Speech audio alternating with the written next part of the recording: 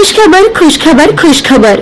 शिर्डी येथील Sai Gurukul English medium school शैक्षणिक वर्ष 2025-2026 साठी प्रवेश प्रक्रिया सुरू झाली असून play group, nursery, junior KG, senior KG, इयत्ता पहिले ते इयत्ता 10वी व 11वी 12वीच्या आर्ट, कॉमर्स आणि सायन्स विद्यार्थ्यांसाठी प्रवेश प्रक्रिया सुरू।